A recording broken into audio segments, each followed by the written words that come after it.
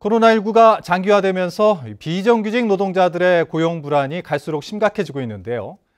정규직에 비해 휴가 등 근무 차별은 물론 심지어 해고까지 당하고 있지만 이들을 위한 구제나 지원책은 나아지지 않고 있습니다. 박주영 기자입니다. 제주 지역 농축협 노동조합과 사측의 단체 교섭장.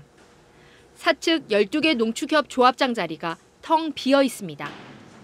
지난 22일 1차 교섭에 이어 2차 교섭에도 사측은 단 한 명도 참석하지 않았습니다. 제2차 단체 교섭은 12개 농협과 축협 측에 불참으로 결렬되었음을 선언합니다. 지역 농축협은 직원이 코로나19와 같은 감염병에 걸리면 정규직은 60일 동안 유급 휴가를 받지만 비정규직은 열흘 동안 무급 휴가만 받을 수 있습니다.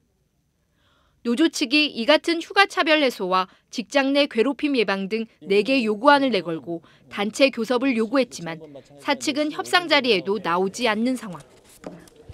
노조 측은 농축협 마트와 주유소 등 직원의 50% 이상이 비정규직인 만큼 처우 개선이 필요하다는 입장이지만 사측은 사업장마다 매출 실적 등 상황이 달라 개별 교섭을 진행해야 한다며 맞서고 있습니다.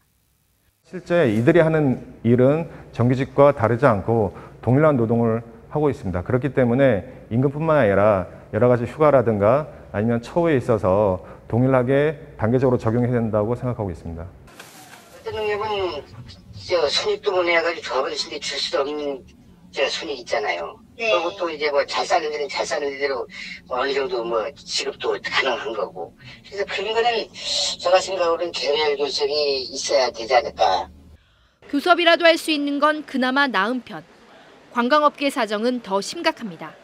지난 3월 코로나19가 확산되면서 임시 휴업에 들어가는 등 영업을 축소한 호텔 업계는 룸메이드 같은 계약직 직원들에게 사정이 나아지면 다시 부르겠다며 계약을 해지했지만 다시 일자리를 찾은 직원은 절반도 안 됩니다. 호텔에 근무하시는 노동자들 중에 거의 절반이 비정규직 노동자들입니다. 아시겠지만 계약직으로 일을 하고 계셔서 업체가 계약 해지를 통보하면 그런 명목으로 해고를 하더라도 이걸 보호할 만한 장치도 호소할 만한 곳도 없습니다. 도내 비정규직 노동자는 전체 노동자의 44.6%인 11만 명으로 전국 17개 시도 가운데 최상위. 코로나19 여파 속에 휴가 등 복지에서도 차별을 당하고 일자리를 잃어도 하소연할 곳 없는 비정규직 노동자들은 어느 해보다 싸늘한 추석을 맞고 있습니다. MBC 뉴스 박주연입니다.